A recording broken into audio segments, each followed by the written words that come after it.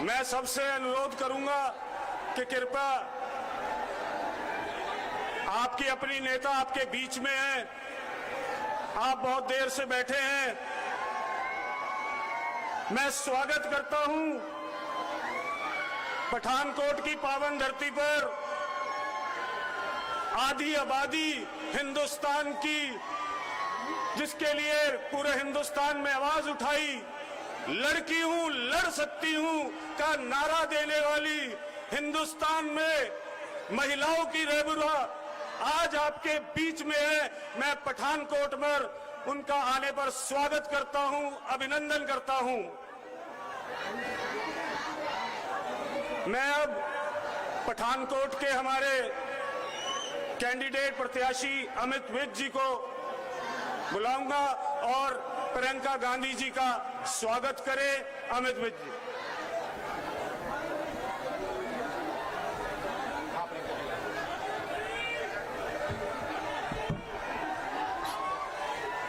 Indian National Congress, एक बारी जोर दी। इंडियन नेशनल कांग्रेस, प्रियंका गांधी, प्रियंका गांधी, राहुल गांधी। हुण मेरी एक गुजारिश है सारिਆਂ ਨੂੰ, प्लीज हुण शांति का थोड़ा दान देना। सारिਆਂ ਨੂੰ मेरा पैरी पैना जी सत श्री अकाल। अज बड़ा भागा वाला दिन है। साडे बड़ी ही पवित्र भूमि पठानकोट विच प्रियंका जी दूजी बारी आए ने। मैम आप एक बार पहले भी आ चुके हैं यहाँ पे। मैं अज ज्यादा तुहाडे विच ते प्रियंका जी दे विच नहीं आवांगा। मैं बस मैनू पता है तुहानू बहुत प्यार है, तुसी बहुत एक्साइटेड हो, मगर शांति नाल सुनो 2 मिनट। प्रियंका गांधी, प्रियंका गांधी, प्रियंका गांधी लड़की हूं, लड़की हूं, लड़की हूं, लड़की हूं। उन मैनू बोलन दो, 5 मिनट दे दो। मेरी रिक्वेस्ट है, मेरे नाल जे प्यार कर दियो, प्रियंका जी नाल प्यार कर दियो, 5 मिनट दे दो।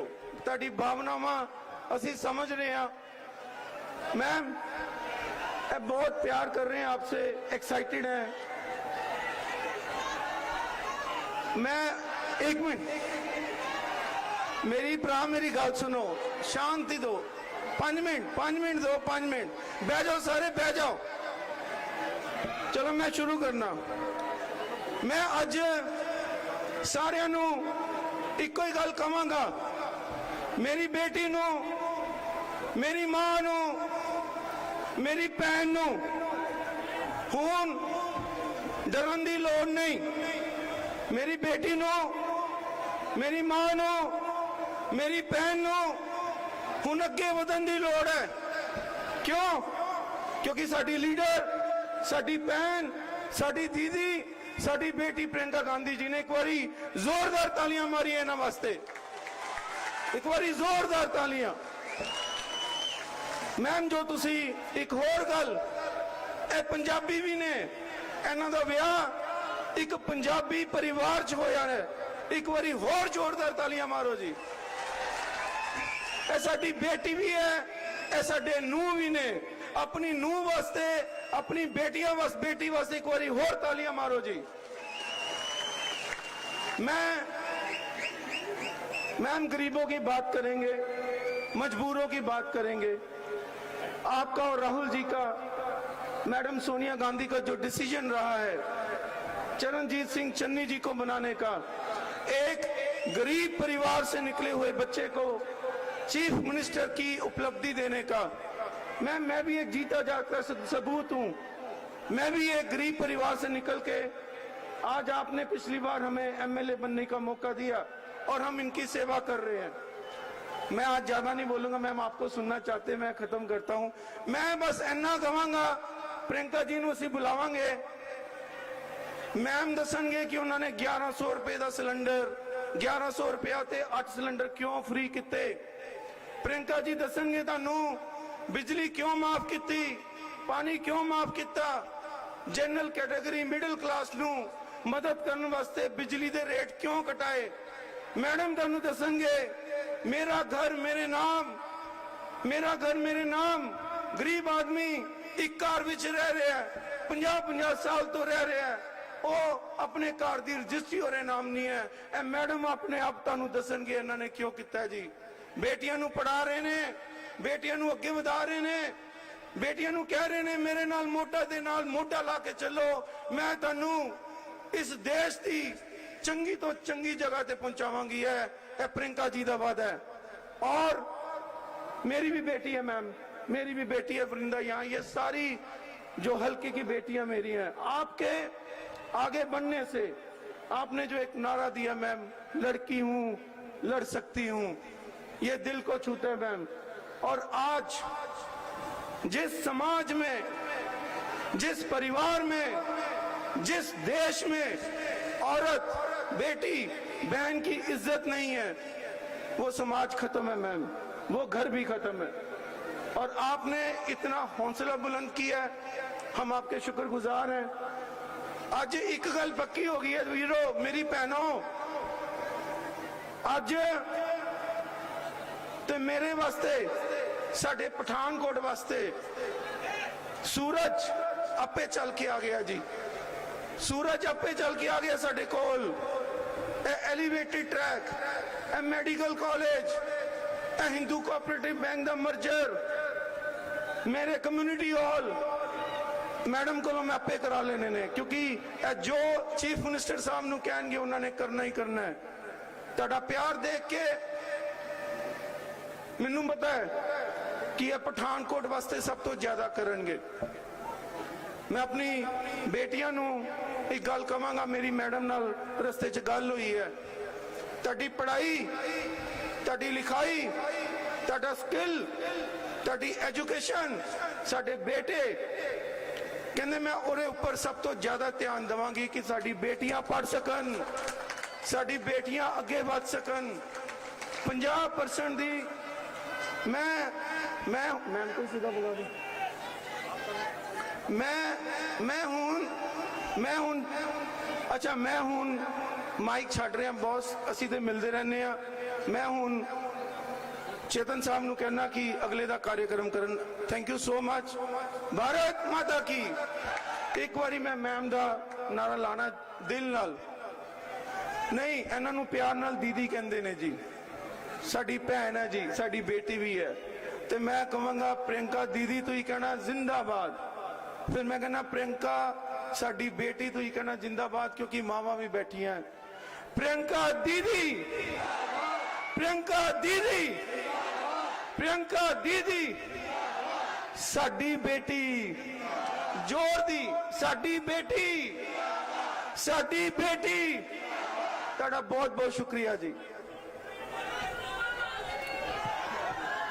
मैं अब गुजारिश करूंगा हमारे गोवा के प्रत्याशी वो भी आए और समय का सीमा का ध्यान रख के जरा अपना उद्बोधन दे।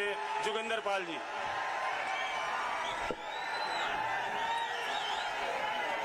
बहुत ही सत्कारयोग साडी छोटी भैन प्रियंका गांधी जी साडे जिले दे विच पठानकोट जिले च आउण दे उत्ते पूरे जिले वालों प्रियंका गांधी जी का बहुत बहुत हार्दिक स्वागत है।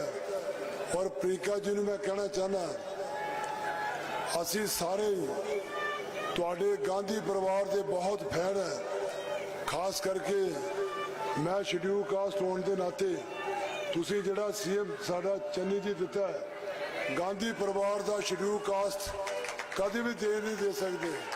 भोए वाले जरा दसो कितने भोए वाले भाई, भोआ 81-84, भोआ 81-84 भाई। अज असी कोई काम नहीं दसना, सिर्फ प्रियंका जी यही दसणगे भी पंजाब वास्ते आपां की फायदा की काम लैके आए हैं। और पंजाब का इलैक्शन लड़न का जिहड़ा मैनीफेस्टो है वो प्रियंका जी दसणगे। असी सारे लोकी गांधी परिवार के ऋणी है, खास करके पंजाब के जिहड़े लोकी है गांधी परिवार जिहड़ा ये राजनीति त्याग की राजनीति करते हैं। मैं तुहानूं इह कहना चाहना, साडे हिंदुस्तान दे विच छोटा जिहा पंजाब है, पंजाब दे विचों एक लायक ते एक ईमानदार आदमी मनमोहन सिंह लिया के हिंदुस्तान का राज 10 साल कराता। क्या सोनिया गांधी अपने बेटे को राहुल गांधी को राज नहीं करा सकती? ये बीजेपी वाले जिहड़े है ये लड़ रहे कुर्सियां वास्ते, ये गांधी परिवार इहो जिहा जिन्हां ने देश वास्ते बलिदान दिता और देश वास्ते कुर्बानियां दी। मेरी भराओ तुहाडे सारे अगे बेनती है, प्रार्थना है, अगर देश नूं बचाना है, सूबे नूं बचाना है, पिंड नूं बचाना है, तो गांधी परिवार नूं गांह तुहानूं लियाणे पैणा है। मेरी तुहाडे सारे अगे बेनती है और सारे तगड़े होके प्रियंका गांधी जी का जिहड़ा भाषण है बड़े प्यार नाल सुनना तुसीं। फिर मेरे वालों, मेरे जिले पठानकोट वालों प्रियंका गांधी जी का बहुत बहुत थैंक्स। जय हिंद।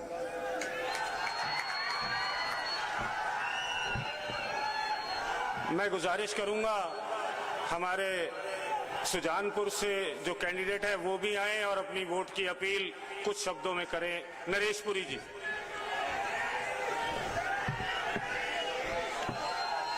परम आदरणीय हमारी प्यारी दीदी प्रियंका जी, उनका पठानकोट आने पर मैं पठानकोट की जनता की ओर से हार्दिक स्वागत करता हूं। आज ये हमारा पिछड़ा इलाका है, इसमें कम से कम ऐसा पैकेज दीजिए कि दुनिया याद रखे कि 24 में कांग्रेस सरकार बनी थी सेंटर में और पठानकोट की इतनी तरक्की हुई वो स्वर्ण अक्षरों में लिखी जाए। ज्यादा ना कहता हुआ अपनी बहन का, अपनी बेटी का यहाँ पे आने पर, पठानकोट की धरती पे आने पर मैं दिल की गहराइयों से स्वागत करता हूँ और माँ वैष्णो देवी से प्रार्थना करता हूँ कि इनको इतनी ताकत दे कि ये कांग्रेस को बुलंदियों पे लेके जाएं। कोई गलती हो तो आपसे क्षमा मांगता हूं और दीदी का यहां आने पर बहुत स्वागत करता हूं। जय हिंद, जय भारत।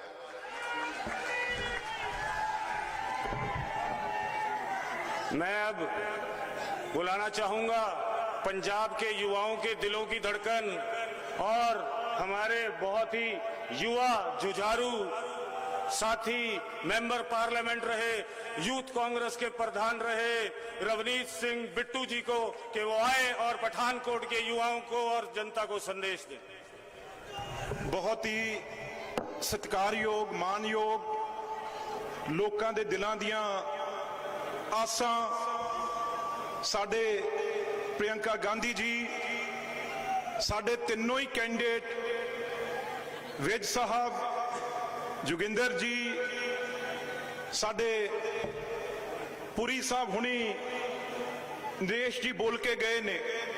मैं कोई बाला समा नहीं लेना, मैं सिर्फ तुहानूं वो गल याद कराउणी आ। एक मैनूं दसो, देश दा किहड़ा प्रधानमंत्री, देश दा किहड़ा प्रधानमंत्री आ जिहड़ा इस देश लई अपने टुकड़े टुकड़े करवा गया? है कोई?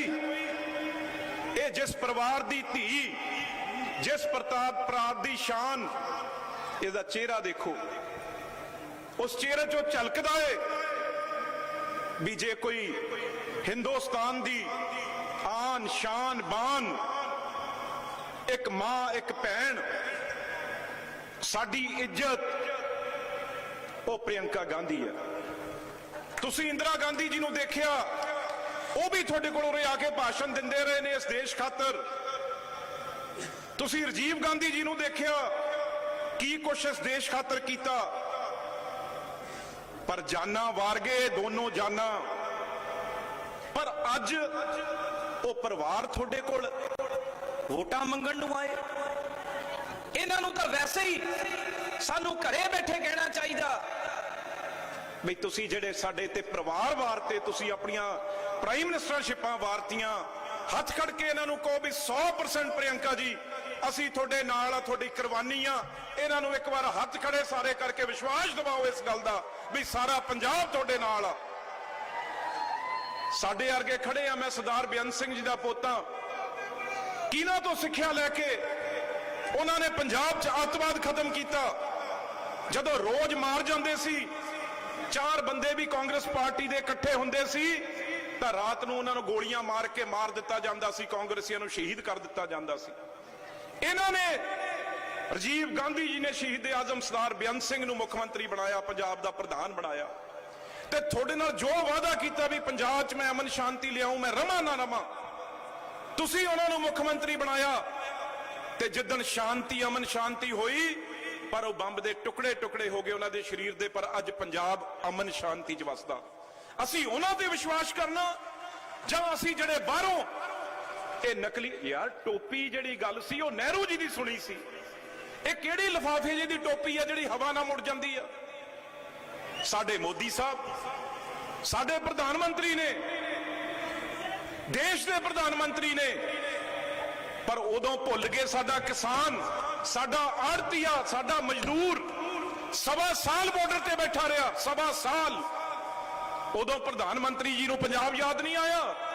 750 ਲੋਕ ਸ਼ਹੀਦ ਹੋ ਗਏ, ਕਰੋਨਾ ਨਾਲ ਮੌਤਾਂ ਹੋ ਗਈਆਂ, ਹੈਪੇਟਾਈਟਸ ਪੀਲੀਆ ਹੋ ਲੋਕ ਉੱਥੇ ਮਰ ਗਏ ਸੜਕਾਂ ਤੇ, ਸਾਡੀਆਂ ਮਾਵਾਂ ਦੇ ਛੋਟੇ ਛੋਟੇ ਬੱਚੇ ਬਿਲਕਦੇ ਰਹੇ ਦੁੱਧ ਨੂੰ।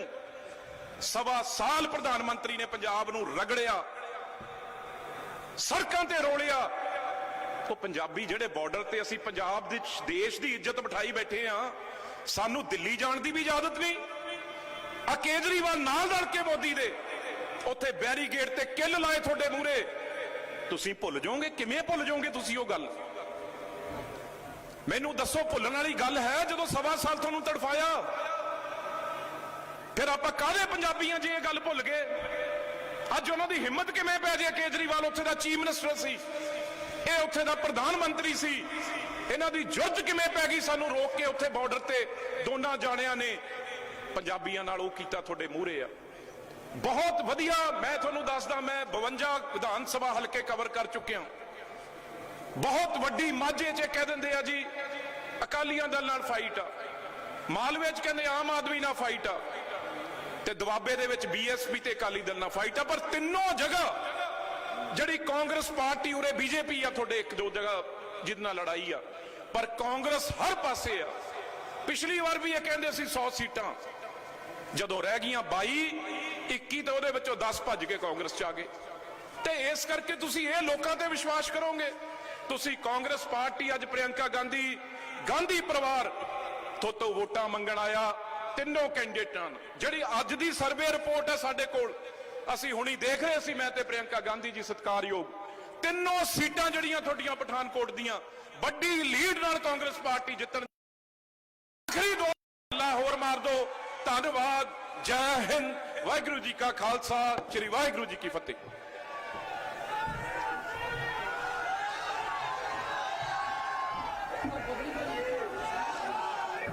इससे पहले मैं आप सबकी देश की नेता को बुलाऊं, पठानकोट से एक छोटा सा तोहफा हमारे डीसीसी प्रधान, मेयर साहब और राकेश बबली जी जो डिप्टी मेयर हैं, ये सब एक शॉल पहनाकर आपका अभिनंदन कर रहे हैं। दीदी,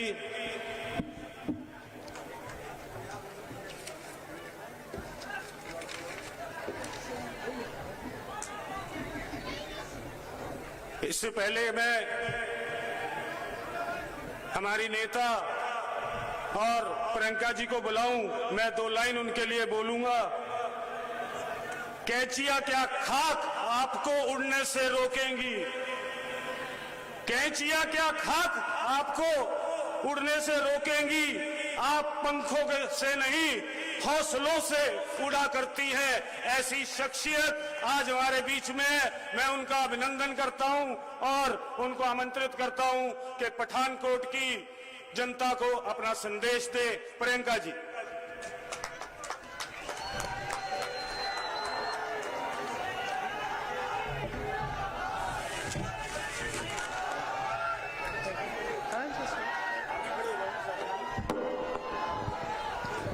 पैरी पैना जी, सत श्री अकाल। श्री रवनीत सिंह बिट्टू जी, श्री अमित विज जी, श्री नरेश पुरी जी, श्री जोगिंदर पाल जी, श्री चेतन चौहान जी, श्री आर एस बाली जी, युवा कांग्रेस के सभी साथी, सेवा दल के सभी साथी, कांग्रेस के सारे कार्यकर्तागण, पदाधिकारी, मेरी बहना, मेरे भाई, मेरे प्रा, आप सबको यहाँ पे बहुत बहुत स्वागत। आप सब मेरी बातों को सुनने के लिए यहाँ आए हैं, इसके लिए मैं आपकी बहुत बहुत आभारी हूँ। देखिए, चुनाव आ गया है, इधर आ जाइए। चुनाव आ गया है और मेरी तरह हर पार्टी के नेता आपके सामने आकर मंच पर आपसे कुछ बातें करना चाहते हैं। मैं भी चुनाव के संदर्भ में आई हूं और कुछ समय से मैं देख रही हूं कि दूसरी पार्टी के लोग क्या क्या कह रहे हैं। जब मैंने देखा कि प्रधानमंत्री जी श्री नरेंद्र मोदी जी, दिल्ली के मुख्यमंत्री जी अरविंद केजरीवाल जी दोनों पंजाबियत की बात कर रहे हैं तो थोड़ी बहुत मुझे हंसी आई। मैंने सोचा ये पंजाबियत को कैसे समझेंगे। पंजाबियत को समझने के लिए उसे जीना पड़ता है। पंजाबियत एक जज्बा है। मेरी शादी एक पंजाबी परिवार में हुई। मैं बताऊं पंजाबियत क्या है। पंजाबियत वो है कि मेरी जो बड़ी सासू माँ है, मेरे ससुर जी को जब वो 6 साल के थे यहाँ कंधे पे यूं दुपट्टे में बांधकर छतों से टाप टाप कर सियालकोट से उसको बचा के लाई। ये है पंजाबियत। पंजाबियत मेरे ससुर जी जो सब कुछ छोड़ के बंटवारे के समय सब कुछ छोड़ा, उन्होंने यूपी के एक मुरादाबाद शहर में अपनी मेहनत से शुरू से अपना बिजनेस बनाया, खून पसीने से बिजनेस बनाया, अपने परिवार की परवरिश की। यह है पंजाबियत। पंजाबियत सेवा है, पंजाबियत सच्चाई है, सद्भाव है, मेहनत है और खुददारी है। पंजाबियत ये है जो किसी के सामने नहीं झुकती, सिर्फ मालिक के सामने झुकता है पंजाबी। आज जो राजनीतिक दल जिनके नेता आपके सामने आकर पंजाबियत के बात करते हैं, उनमें से एक तो बड़े बड़े अपने उद्योगपति मित्रों के सामने झुक चुका है और दूसरा अरविंद केजरीवाल जी, वह सिर्फ सियासत सत्ता के लिए किसी के सामने झुक जाएगा। ये सच्चाई है और मैं आज यहाँ इसलिए आई हूँ क्योंकि मैं ये सच्चाई आपको समझाना चाहती हूँ। आप में बहुत विवेक है, बहुत समझदार हो, मैं जानती हूँ, लेकिन कुछ चीजें मैं आपके सामने रखना चाहती हूँ जिससे आप समझ पाएंगे कि यहाँ आपकी राजनीति में क्या क्या हो रहा है।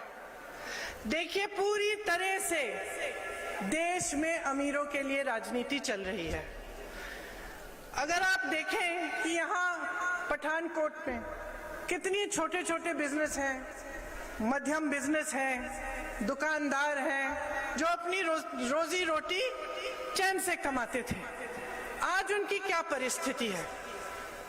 आज परिस्थिति यह है कि नोटबंदी लाई गई, जीएसटी थोपा गया, कोरोना और लॉकडाउन आया, लेकिन आपके लिए कोई राहत नहीं आई। कोरोना के समय, लॉकडाउन के समय आपने इतना संघर्ष किया, केंद्र सरकार से, भाजपा की सरकार से कोई राहत नहीं आई। स्मॉल और मीडियम बिजनेस के लिए किसी ने मदद नहीं किया।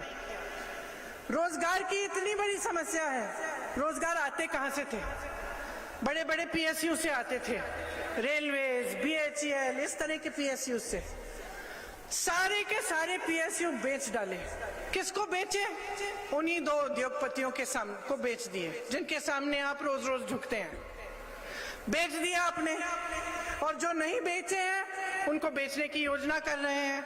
रोजगार कहां से आएंगे? आप कहते रहते हैं, ऐलान करते रहते हैं, हम रोजगार पैदा करेंगे। इतने साल हो गए, कोई रोजगार पैदा नहीं हुए। सारे नौजवान बेरोजगार पड़े हुए हैं। किसानों को लीजिए, किसानों के लिए ऐसे कानून लाए जा रहे थे जो किसान के खून पसीने की मेहनत की कमाई उन्हीं उद्योगपतियों को देने जा रही थी। ये थे कानून। आप सब उसको अच्छी तरह से समझे। आपने आंदोलन किया। जो प्रधानमंत्री कल यहाँ पठानकोट आए चुनाव के लिए, वही प्रधानमंत्री अपने घर से बाहर 5-6 किलोमीटर नहीं आ पाए उन किसानों से मिलने के लिए। 1 साल उनसे आंदोलन कराया, अमेरिका गए, कनाडा गए, पूरी दुनिया में भ्रमण किया, अपने लिए 16,000 करोड़ के 2 हवाई जहाज खरीद लिए। किसान, गन्ना किसान का जो बकाया है 14,000 करोड़ है पूरे देश का, वो नहीं दिया। 16,000 करोड़ के 2 हवाई जहाज खरीद लिए, पूरी दुनिया का भ्रमण कर लिए, लेकिन किसानों से नहीं मिल पाए। एक भी बार अपने घर से नहीं निकले, आए, नहीं पूछा कि किसान भाई खड़े हैं, बहनें खड़ी हैं, 1 साल हो गया है, शहीद हो चुके हैं 700 किसान, लेकिन पूछने कोई नहीं आया कि आपके क्या हाल चाल है, क्यों आप इन कानूनों से इतने दुखी हैं, त्रस्त हैं। कुछ नहीं पूछा, उल्टा उनके मंत्री के बेटे ने 6 किसानों को जीप के नीचे कुचल दिया और कोई कार्रवाई नहीं हुई। जब हम लोगों ने आंदोलन किया तभी कार्रवाई हुई। जब हम उन परिवारों से मिलने जाना चाह रहे थे तो हमें रोकने के लिए हजारों पुलिस वाले तैनात थे, लेकिन जब वो मंत्री का बेटा उनको कुचल रहा था तो एक भी पुलिस वाले ने नहीं रोका। ये हालात है भाजपा की। आज कल पता चला कि उसी मंत्री के बेटे की जमानत भी हो गई है, वो रिहा भी होने जा रहा है। उसके पिताजी के साथ नरेंद्र मोदी जी स्टेज पे खड़े होते हैं आज भी। कोई शर्म नहीं है जी, कोई शर्म नहीं है, कोई पंजाबियत की कोई अंडरस्टैंडिंग नहीं है, कोई समझ नहीं है।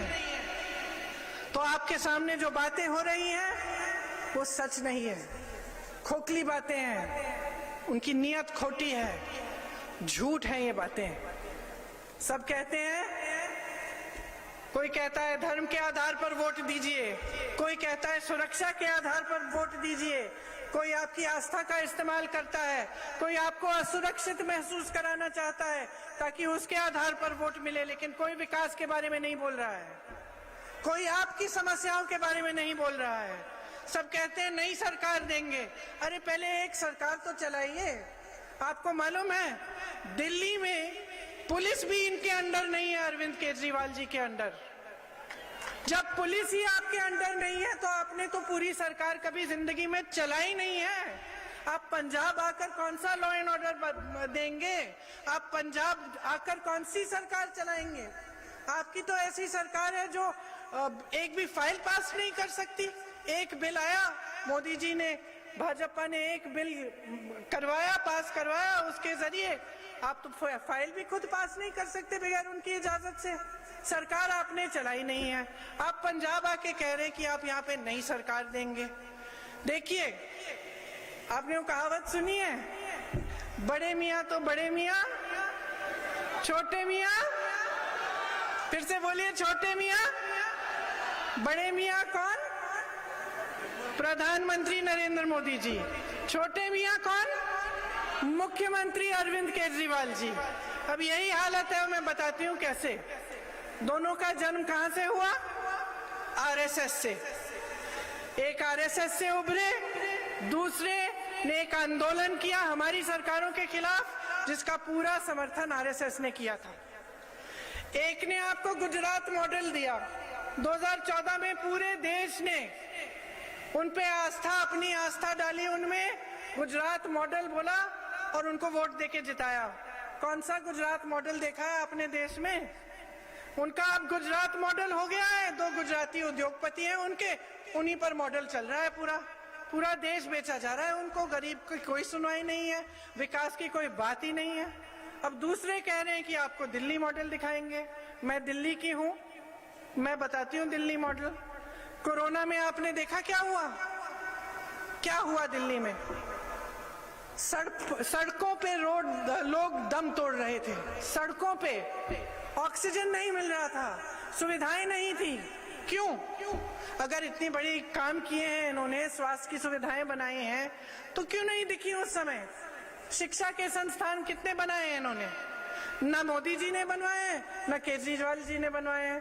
मोदी जी ने आपको एक वचन दिया था 15 लाख रुपए मिलेंगे। किसको मिले जी? हाथ उठा लीजिए, दिखा दीजिए, किसी को मिले 15 लाख? नहीं मिले ना। अब केजरीवाल जी कह रहे हैं कि आपको 7 लाख रुपए तक आपका फायदा होगा। इसी तरह से मोदी जी विज्ञापनों पे हजारों करोड़ रुपए खर्चते हैं। अरे जहां जाइए वहां पे विज्ञापन दिखेगा। मैं यूपी में काम करती हूँ, विज्ञापन तो ऐसे बना रखे हैं जैसे यूपी में न जाने क्या क्या विकास हुआ है। रोज रोज मैं गांव में जाती हूँ, किसी की रोजी रोटी नहीं कमाई जा रही है, किसी की महंगाई का सामना नहीं हो रहा है, बच्चे शिक्षित हैं, नौकरी नहीं मिल रही है, लेकिन विज्ञापन बहुत सुंदर है। उसी तरह से केजरीवाल जी ने भी बहुत बढ़िया बड़े बड़े खर्चे हैं, हजारों करोड़ रुपए विज्ञापनों पे। किसान कानून बनाया किसने? बड़े मियाँ जी ने। और सबसे पहले लागू करने वाले, उसको नोटिफाई करने वाले कौन? छोटे मियाँ। आंगनवाड़ी, आशा बहुएं, सब दुखी, चाहे बड़े मियाँ जी की सरकार में, चाहे छोटे मियाँ जी की सरकार में। आज भी आंदोलन, कल भी आंदोलन कर रही थी, सब सड़क पे बैठी थी। केजरीवाल जी ड्रग माफिया के सामने झुक गए। उन्होंने कहा आपको खूब रोजगार मिलेंगे। मोदी जी ने तो कहा था 20-25 लाख रोजगार देने वाले थे। तमाम बेरोजगार पड़े हुए नौजवान हर प्रदेश में। केजरीवाल जी ने कितने रोजगार दिए आपको मालूम है? अपने राज्य में बताइए। 440 नौकरियां दी हैं, 440 बस। अपने पूरे सालों के राज में सिर्फ 440 नौकरियां दी हैं। ये हालात हैं। सत्ता में आने के लिए तो कुछ भी कर डालेंगे। उनके एक साथी हैं, उनका कल बयान आया था, कह रहे थे कि केजरीवाल जी ने मुझे कहा कि अगर पंजाब के सीएम नहीं तो ठीक है, दुनिया के पहले नए देश के पीएम तो बन जाऊंगा मैं। समझे आप बात? आतंकवादियों के घर में जाके रहते हैं एक छोटे मियाँ साहब, और बड़े मियाँ किसानों को आतंकवादी कहते हैं। ये है सच्चाई आपके सामने कि सत्ता में रहने के लिए कुछ भी कर डालेंगे। पैसों का इस्तेमाल, आतंकवादियों के पास चले जाएंगे, धर्म का इस्तेमाल, जज्बातों का इस्तेमाल। लेकिन ये आपके विकास के लिए नहीं है, आपको आगे बढ़ाने के लिए नहीं है, ये खुद को आगे बढ़ाने के लिए, खुद के विकास के लिए। अब हम आपको कह रहे हैं कि असलियत ये है कि आपकी जो पंजाबियत है उसको बचाने वाले इस प्रदेश में आपके सामने जो मुख्यमंत्री जी चन्नी जी हैं वो है। आपकी पंजाबियत को बचाने वाले कांग्रेस के तमाम लीडर, बिट्टू जी जैसे, अमित जी जैसे, यहाँ मौजूद जैसे जितने भी लीडर हैं उनके जैसे, ये है आपकी पंजाबियत को बचाने वाले। क्योंकि ये वो नकली सरदार नहीं है जो मंच पे खड़े होके बनावटी पगड़ी पहनते हैं। ये असली सरदार है, ये असली सरदार है, इनके दिलों में पंजाबियत है, हिम्मत वाले हैं। चन्नी जी ने 111 दिन में जितने हिम्मत वाले ठोस निर्णय लिए हैं, आप मुझे कोई भी सरकार दिखा दीजिए इस पूरे देश में जिसने 111 दिनों में इतना काम किया हो।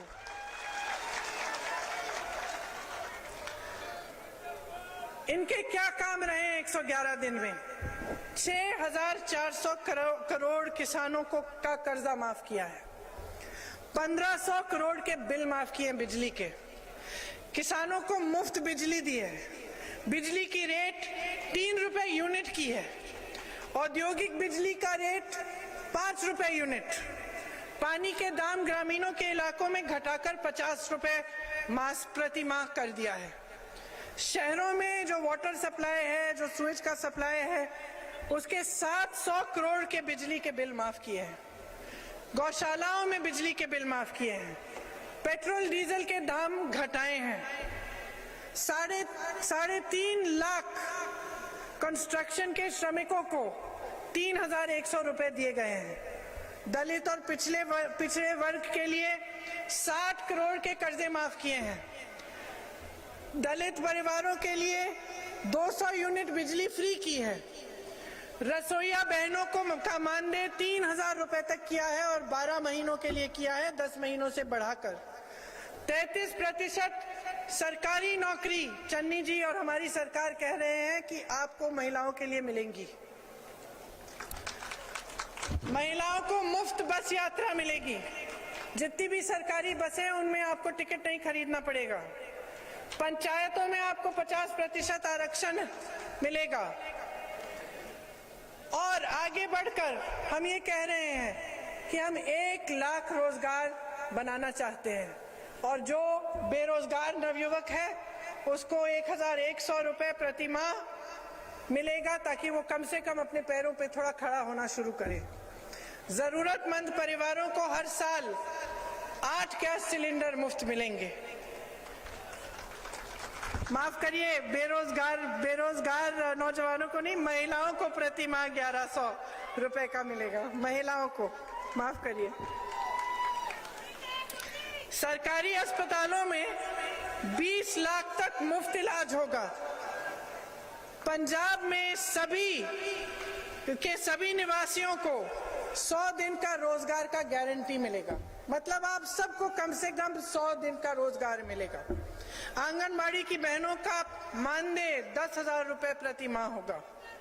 सरकारी स्कूल में लड़कियों के लिए स्मार्टफोन और लैपटॉप मिलवाए जाएंगे। इस पे मुझे ज्यादा खुशी है क्योंकि ये हमने यूपी में ये पहली घोषणा हमने यही की थी और मुझे खुशी है कि यहाँ पंजाब में भी यही है। तो देखिए, हम काम करके दिखाना चाहते हैं। हमें मालूम है कि जो कांग्रेस की पिछली सरकार थी उसमें खामियां थी, उनको दुरुस्त करने के लिए हम तेजी से काम कर रहे हैं। इसीलिए चन्नी जी आज आए हैं आपके सामने और इतनी तेजी से उन्होंने इतनी अच्छी घोषणाएं की हैं। किस लिए की हैं? आपके लिए की है, क्योंकि ये सरकार जो है, कांग्रेस की जो सरकार है, वो आपके लिए काम करती है, किसी और के लिए नहीं काम करती। अपने लिए नहीं कि अपने आप को आगे बढ़ा दिया, भूल गए कि स्टेज पे बिठाने वाले, नेता बनाने वाले कौन हैं? आप ही हैं। आप पब्लिक हैं, आपने बहुत शक्ति है, बहुत समझदारी है। अब आपके सामने एक मौका आ रहा है, चुनाव है। आप जो निर्णय लेंगे उस निर्णय से आपका भविष्य तय होगा। यहाँ मेरी इतनी सारी बहनें हैं, आप बच्चों की परवरिश करती हैं, मेहनत से अपने बच्चों को बड़ा करती हैं। क्यों करती हैं? आप चाहती हैं कि आपकी बेटियां आपकी तरह संघर्ष ना करें। आप चाहते हैं कि आपके बेटे आपकी तरह संघर्ष ना करें, उनका भविष्य बने, मजबूत बने, आगे बढ़े, है कि नहीं? सब यही चाहते हैं। तो अब उनके भविष्य को मजबूत कैसे बनाएंगे? अगर हम इस तरह की राजनीति को चलने दें, जिसमें झूठों की राजनीति है, जिसमें बड़ी बड़ी घोषणाएं हैं, बड़े बड़े विज्ञापन हैं, लेकिन असलियत में काम कुछ नहीं है, जो अपने लिए चलती है, पब्लिक के लिए नहीं, जो ये समझती नहीं है कि चुनाव के बाद भी कुछ होता है, सिर्फ चुनाव के समय घोषणाएं और ये सब बातें नहीं। अगर आप इस तरह की राजनीति को हमेशा समर्थन देते रहेंगे, धर्म के आधार पर या अपने जज्बातों के आधार पर, या ये सोचकर कि चलो इनको ट्राई कर लेते हैं, कुछ नया आ जाएगा, तो आप अपने प्रदेश का नुकसान करते हैं। आपको जो नई सरकार देने वाले हैं ना, वो चन्नी जी हैं। वो नई सरकार दे रहे हैं आपको। आपने उस नई सरकार का अनुभव 111 दिन में कर लिया। देख लीजिए कितनी हिम्मत से उन्होंने फैसले किए हैं। जो ड्रग माफियाओं के सामने झुकते हैं ना, चन्नी जी ने ड्रग माफिया का सामना किया है, हिम्मत वाले फैसले किए हैं। इसीलिए मन बना लीजिए कि आप एक कांग्रेस की सरकार लाएंगे पंजाब में, एक स्थिर और मजबूत सरकार लाएंगे जो 5 सालों के लिए आपके हित में काम करके दिखाएगी। तभी आपके प्रदेश का ठीक तरह से विकास होगा। इसी में आपकी सुरक्षा है, इसी में आपका भविष्य है, इसी में आपकी मजबूती है और इसी में आपकी पंजाबियत है। आप सबने इतने ध्यान से मेरी बातों को सुना, इसके लिए मैं बहुत बहुत धन्यवाद देना चाहती हूँ। आपको बहुत बहुत धन्यवाद। जय हिंद।